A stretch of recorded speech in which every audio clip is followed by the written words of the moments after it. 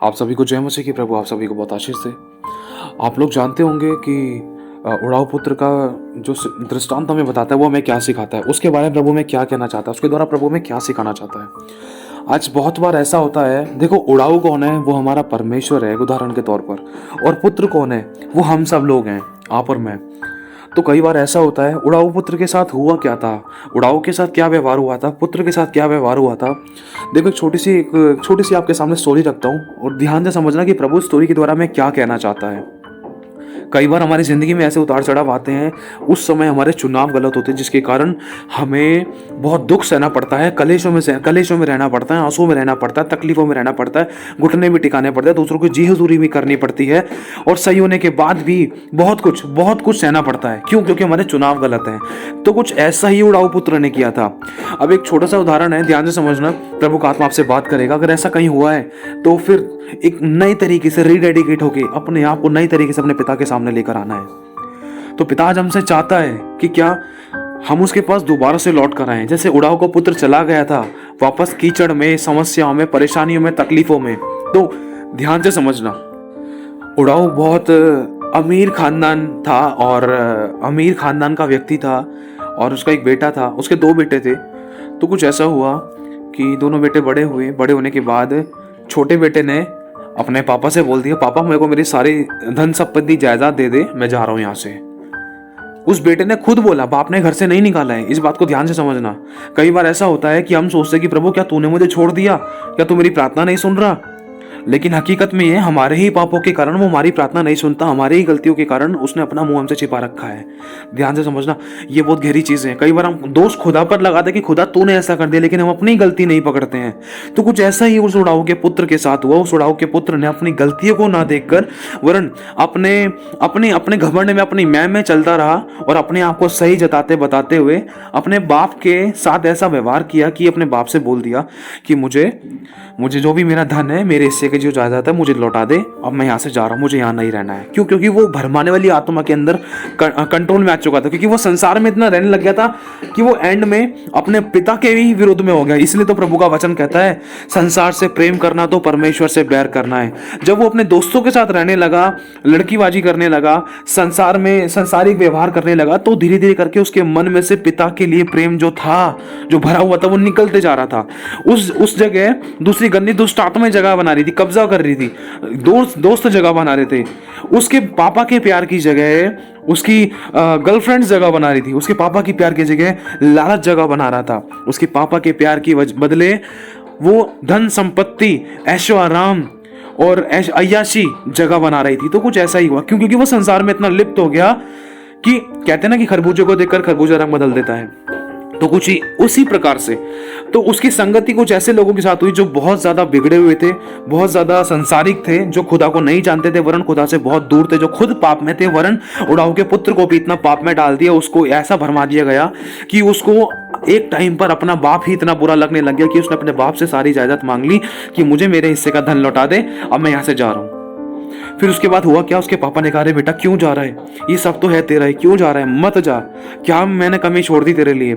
आज तक तुझे मैंने पाला पोसा, सही सलामत सुरक्षित रखा, आज तक तेरी आंखों में आंसू नहीं आने दिए, तेरे मोजे नहीं फटने दिए, समस्या होने से पहले ही तुझे मैंने समाधान दिया, बचा के रखा, छुटकारा दिया, रक्षा सुरक्षा करी, जब तेरे को धन की जरूरत थी तो मैंने तुझे धन दिया, सब कुछ दिया। आज खुदा बाप भी हमें सब कुछ देता है, सब कुछ देता है। हालांकि वो बात अलग है कि हमें लेने नहीं आता है। हमारी गलती कर करके उन चीजों को खो देते हैं, या तो फिर अपनी आशीषों को अपने ढिठाई में चलकर खो देते हैं, या तो जो मिलने को होता है उसको लात मार देते हैं, धिक्कार देते हैं, नकार देते हैं।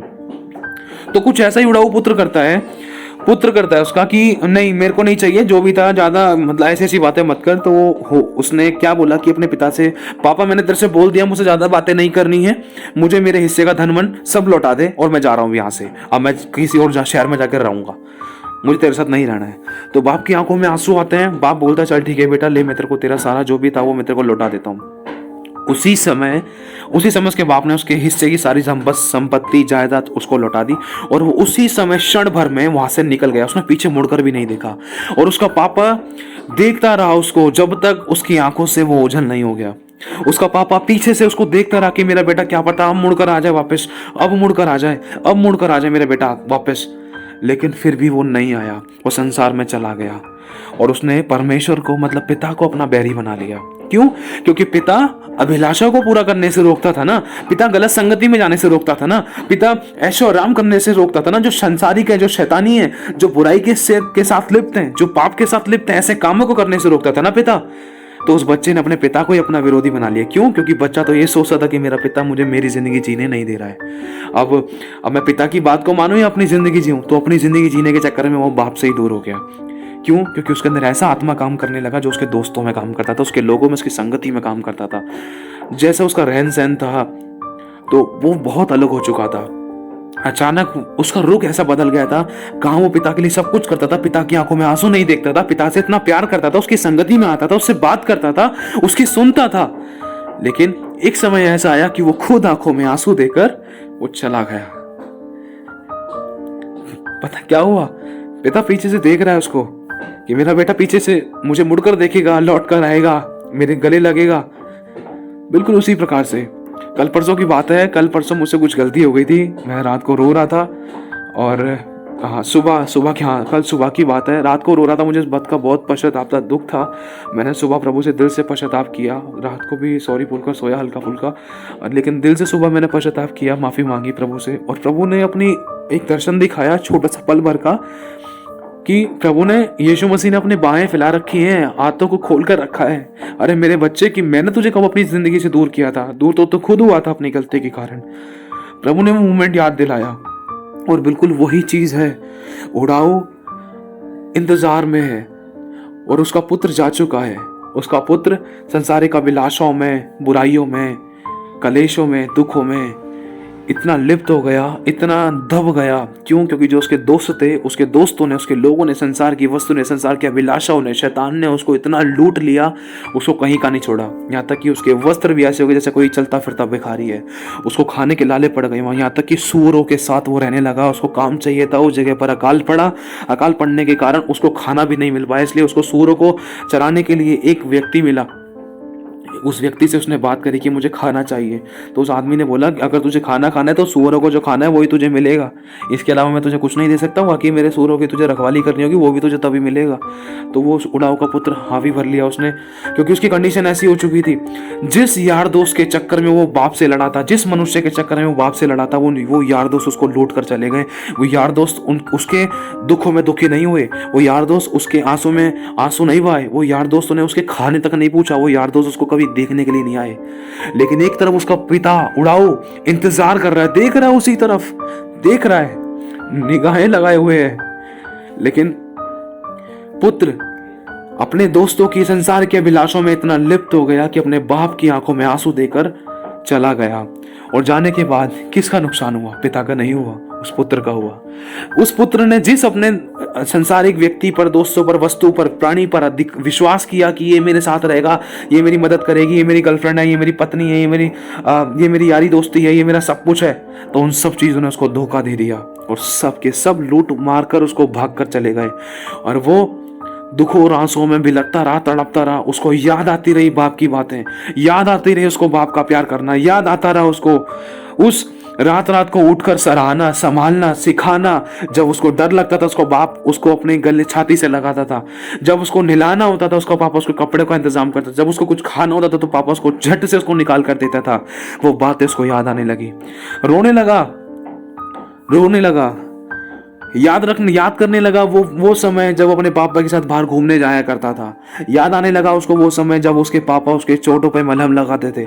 याद आने लगा उसको वो समय कि उसके पापा उसके शर्ट का बटन बंद करते थे, उसके बालों को काटते थे और उसकी देख रेख के लिए और दास दासी को भेजते थे और उसको अच्छे वाहन, अच्छे व्हीकल उसको दे रखे थे। लेकिन हुआ क्या? वो रो रहा, इन सारी बातों को याद कर रहा, उसके मन में पश्चाताप आने लगा। उसने देखा, अरे इससे तो बढ़िया मैं अपने पिता के घर में ही ठीक था, उस राजमहल में ठीक था। आज जो मैं खाना खा रहा हूँ, आज जो मेरे साथ बीत रही है, ये मेरे खुद के गलत चुनाव के कारण है। मैंने जिस मनुष्य पर भरोसा रखा, उस मनुष्य ने खुद मुझे धोखा दे दिया। और जिस अपने प्रिय के चक्कर में मैंने अपने बाप को छोड़ दिया, अब वो मेरा प्रिय भी छोड़कर चला गया और मैं अपने बाप से भी दूर हो गया। ना मैं मेरे बाप का रहा, ना मैं उन लोगों का रहा, ना वो मेरे हुए जिनके चक्कर में मैं अपना घर छोड़कर आया। तो वो बहुत रोता है, बिलखता है और बहुत गिरता पड़ता है और उस सूअरों के झुंड के पास वहां चला रहा होता है, उसको वो भी अच्छे से नहीं मिलता, वो याद आता है और अपने आप से बात करता है। वो कहता है कि इससे अच्छा भोजन तो मेरे पिता के घर में नौकर खाया करते थे, मुझे नौकर का ही भोजन मिल जाए, नौकर का ही भोजन मिल जाए, मेरा उससे पालन पोषण हो जाएगा। इससे अच्छा तो सब कुछ मेरे मेरे पिता के घर में मिलता था, मैंने हाय ऐसी गलती क्यों कर दी। अब मैं दोबारा से अपने पिता के पास जाऊंगा और मैं उससे कहूंगा कि पिता, मैंने तेरे विरुद्ध और स्वर्ग के विरुद्ध पाप किया है, मैंने जो तेरी दृष्टि में बुरा था मैंने वो किया है, मुझे माफ कर, मुझे फिर से अपने पास रख ले। वो अकेले में ये वाली बातें बड़बड़ाता है। जब वो वहां से सूअरों के उस झुंड को छोड़कर निकलता है, दौड़ता है, वहां से निकलता है, भूखा, कपड़े फटे हुए, कीचड़ में लथपथ है, गंदगी से लथपथ है, बदबू मार रही है और एक फूटी कौड़ी नहीं है उसके पास। कहाँ अरबों खरबों की दौलत लेकर गया था, लेकिन सब कुछ खत्म हो गया, संसार में सब कुछ बर्बाद कर दिया था उसने। शैतान ने उसको कहीं का नहीं छोड़ा। क्यों? क्योंकि खुदा से दूर होने के बाद बचाने वाला अगर सर पे से हाथ हटा लेता ना, तो कोई बचाने वाला नहीं है परमेश्वर के सिवाय, यीशु के सिवाय, बाकी सब मारने के लिए हैं। तो कुछ ऐसा ही हुआ उसके साथ। जब वो भागा, बर्बाद हो चुका था, जब वापस वो उस गांव, उस शहर में वापस आया, अपने पिता के घर पे आने के लिए जब उसने कदम बढ़ाया, तो कुछ ऐसा हुआ। लिखा है कि संकट के समय तू मुझे पुकार, मैं तुझे छुड़ाऊंगा। लिखा है जिस समय तूने मुझे पुकारा उसी समय मैंने तेरी सुन ली। लिखा है तू मुझसे मांग, मैं तेरी सुनूंगा, संकट में मैं तेरे संग रहूंगा, तुझको छुड़ाकर मैं तेरी महिमा बढ़ाऊंगा। लिखा है मैं तुझसे प्रेम करता हूँ, जब तू मुझे पुकारेगा मैं तुझे उत्तर दूंगा। लिखा है माँ के गर्भ में आने से पहले मैंने तुझे रचा है और मैंने तुझे जाति जाति पर भविष्यद्वक्ता ठहराया, तुझे मैंने नाम लेकर बुलाया है, तू मेरा है, मैं तुझसे प्रेम रखता हूँ। जाति जाति ने, लोगों ने तुझे तिरस्कार किया, अपनों ने तुझे छोड़ा, लेकिन मैं तुझे कभी ना छोड़ूंगा, कभी ना त्यागूंगा, जगत के अंत तक तेरे साथ रहूंगा। बिल्कुल उसी तरीके से जब कल मैंने उस दर्शन को, छोटा सा दर्शन देखा कि यीशु मसीह ने बाहें फैलाकर, वो तो इंतजार में था कि कब उसका बेटा आएगा, लेकिन मैंने ही देर कर दी। किसी प्रभु के दास ने कहा है, कल मैं एक मीटिंग में था, प्रभु का एक दास प्रचार कर रहा था, प्रभु की आत्मा ने उस दास के द्वारा बात करी कि सच में हम प्रभु यीशु मसीह से ना सिर्फ एक प्रार्थना के लिए दूर हैं, एक प्रार्थना के समय के लिए दूर हैं। जैसे ही हम प्रार्थना करते हैं वैसे ही हम उसके पास दोबारा से वापस आ जाते हैं। बस हमें एक प्रार्थना करनी है, एक प्रार्थना के लिए दूर है बस हम प्रभु यीशु मसीह से। अगर गिर भी गए थे कोई दिक्कत नहीं, बस छोटी सी एक प्रार्थना करो, देखो फिर से यीशु मसीह अपनी बाहें फैलाकर खड़ा है, बस हमें उसके पास जाना है, जाने के लिए बस हमें प्रार्थना करनी है उससे। एक प्रार्थना के व्यवहार से बस हम दूर हैं। वही चीज हुई। पिता आज सिंहासन पर बैठा है, वो इंतजार कर रहा है, अपनी बाहों को फैला रहा है, यीशु बाहों को फैला रहा है, लौट आ। जब इस महीने का मैंने 7 तारीख का वचन पढ़ा, मैंने 7 तारीख का मैंने वचन पढ़ा, तो उसमें साफ लिखा है, हे लड़के वालों लौट आओ, मेरे बच्चों, मेरे बेटा बेटियों लौट आओ मेरे पास, लौट आओ, क्योंकि संसार तुम्हें कहीं का नहीं छोड़ेगा। शैतान तुम्हें घेर कर मारना चाहता है और तुम्हें मेरे सिवा कोई नहीं बचा सकता, और तुम गए हो अपने चुनाव से हो, मैं चाहकर भी तुम्हारी मदद नहीं कर सकता अब। क्यों? क्योंकि मैंने तुम्हें नहीं भेजा है, तुम खुद गए हो। इसीलिए मेरे भाई बहन, वो आज इंतजार कर रहा है, वो अपनी बाहों को फैलाकर इंतजार कर रहा है तेरा। अगर कितनी भी गलती होगी, कितनी भी बुराई होगी, कितने भी पाप हो गए, तेरे पाप भी तुझे परमेश्वर से अलग नहीं कर सकते हैं जब तक तू पश्चाताप करता है। जब तू पश्चाताप करता है, जैसे तूने पश्चाताप किया तो तेरे पाप क्षमा हुए, और जा फिर पाप ना करना, और तेरा रिश्ता पिता के साथ अच्छा हुआ और होगा भी। ये प्रभु का वचन कहता है मेरे भाई मेरी बहन। वो आज उससे कहता है, देख आंखों को बंद कर, आंखों को बंद कर, देख वो अपनी बाहों को फैलाकर खड़ा है, वो इंतजार कर रहा है, आजा। उसी प्रकार से उड़ाओ का पुत्र उस गांव के अंदर जैसे वो पहुंचा, दूर से उसके पिता ने उसको देख लिया। क्यों देख लिया? उसका पिता इंतजार कर रहा था, उसका इंतजार कर रहा था कि कोई बात नहीं, मेरा बेटा आज नहीं आएगा, कल नहीं आएगा, परसों तो आएगा, आएगा जरूर आएगा। उसके पिता की निगाहें वही थी कि मेरा बेटा जिस रास्ते से गया है ना, जहां से मेरी आंखों से ओझल हुआ था, वहीं से वापस आएगा, मैं देखता रहूंगा उसको। उसकी आंखों में आंसू थे, पिता ने बाहें फैलाकर रखी और वो पूरे विश्वास और ईमान के साथ उसका प्यार उस बच्चे को खींच कर लेकर आ गया। और जैसे ही उसने दूर से आना शुरू किया तो उसके पिता ने उसको पहचान लिया। उसके पिता ने गौर से उसको देखा कि क्या यही मेरा बेटा है, अरे ये इसकी हालत कैसे हो गई। तो उसके पिता की आंखों में आंसू होते हैं और दौड़ के भागे भागे वो जाता है, बहुत जोरों से भागे भागे जाता है, भागे भागे जाता है, भागे भागे जा इतना तेजी से भागता है, समझ लो उसने कभी इतनी तेज दौड़ नहीं लगाई। ये वही मोमेंट है एक तरीके से जब यीशु मसीह पानी पर चल रहा था और यीशु ने पतरस को जब देखा, पतरस को जब पानी पे बुलाया, तो पतरस जब चलने लगा तो पतरस का ध्यान जैसे पिता पर से हटा, यीशु पर से हटा, तो वैसे ही वो डूबने लगा और वो हवा को देखकर डर गया और वो डूबने लगा। जैसे ही वो डूबने लगा तो उसने किसको पुकारा? चेलों को नहीं पुकारा, ये नहीं कहा कि नाव में से रस्सी फेंक, उसने पुकारा यीशु मुझे बचा। तो उसी समय अगर आप पढ़ोगे, अगर आप उसको गहराई से पढ़ोगे तो आपकी आंखों में आंसू आ जाएंगे। उसी समय पतरस ने यीशु को पुकारा और लिखा है यीशु ने उसको दौड़कर यीशु ने उसको झट से जाकर थाम लिया। कैसे थामा? जैसे एक माँ अपने बच्चे को थामती है। और पता है उसके बाद क्या हुआ? जो पतरस पानी में डूब रहा था और यीशु पानी के ऊपर खड़ा था, यीशु ने उसको अपना हाथ दिया और उसको हाथ पकड़कर उसको थाम लिया और फिर उसके बाद उसी यीशु ने उसी पतरस को उसी पानी के ऊपर चलाया। कब? हाथ पकड़कर चलाया। कब चलाया? जब वो डूब चुका था, उसके बाद उठने के बाद जब उसने यीशु को पुकारा तब उसने चलाया। पतरस भी गिर गया था लेकिन यीशु ने उठाया। कब उठाया? जब पतरस ने बोला यीशु मुझे बचा। उसी प्रकार से जब वो उड़ाऊ का पुत्र पश्चातापी हृदय के साथ माफी मांगने के लिए दया और अनुग्रह के साथ आया, पश्चातापी हृदय के साथ, नम्रता के साथ आया, बहुत अपने आप को जीरो करते हुए अपने पिता के सामने आया। पिता भागे भागे जा रहा है, पिता भागे भागे जा रहा है, उड़ाऊ का पुत्र आ रहा है, हिचकोले खाते हुए, गिरते गिरते लुढ़कते पुढ़कते आ रहा है, कपड़े फटे हुए, बदबू मार रही है। उसके पिता ने उसको देखा, उसकी आंखों में आंसू आ गए और झट से जैसे ही वो उसके पास पहुंचने को था इतने में उसका बेटा गिर गया। जैसे ही वो गिरा उसको अपनी बाहों में समेट लिया, वहीं पर आलती पलती मारकर उसके सर को अपनी गोदी में रखा, उसके सर पर हाथ सहलाया उसके पिता ने। और उस पुत्र ने बस सिर्फ एक ही बात बोली, पिता मुझे माफ कर दे, मैंने गलत चुनाव किया, मैंने तेरे और स्वर्ग के विरुद्ध पाप किया, मैंने वो किया जो तेरी दृष्टि में बुरा था, मैंने तेरी आंखों में आंसू दिया, मैंने गलत चुनाव के कारण मैं अपने ढिठाई और घमंड में चलता रहा, जिसके कारण मुझे ही दुख भोगना पड़ा।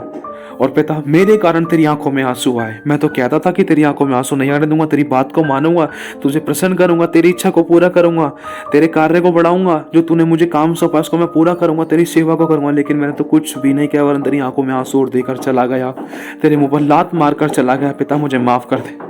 तो उसी समय उसके पिता ने उसको जोर से गले लगा लिया। इतने में वहां के बहुत सारे लोग इकट्ठे हो गए और उसके पिता के बहुत सारे महल, उसके पिता के महल के राज के बहुत सारे दास दासियां वहां पर इकट्ठे हो गए। उसके पिता ने झट से हुक्म किया कि जाओ मेरे बेटे को अंगूठी पहनाओ, जाओ मेरे बेटे को अच्छी जूतियां पहनाओ, इसको अच्छे वस्त्र पहनाओ, इसको पगड़ी पहनाओ, इसको अच्छे वस्त्र पहनाओ।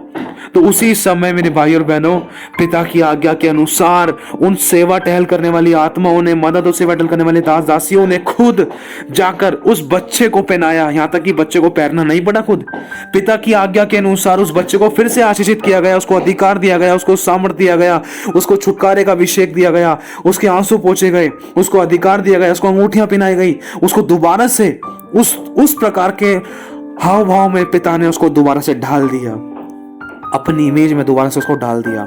उसके अंदर से गंदगी को निकाल कर फेंका, उसके जीवन में से, शरीर में से, आत्मा में से जो बदबू थी, जो कड़वाहट थी, जो बुराइयां थी, जो नावाफी की बातें थी, जो ढिठाइयां थी, जो लालच की बातें थी, सब की सब उसके पिता ने उसके अंदर से निकाल कर फेंक दिया। क्यों? क्योंकि उस पुत्र ने पश्चाताप किया।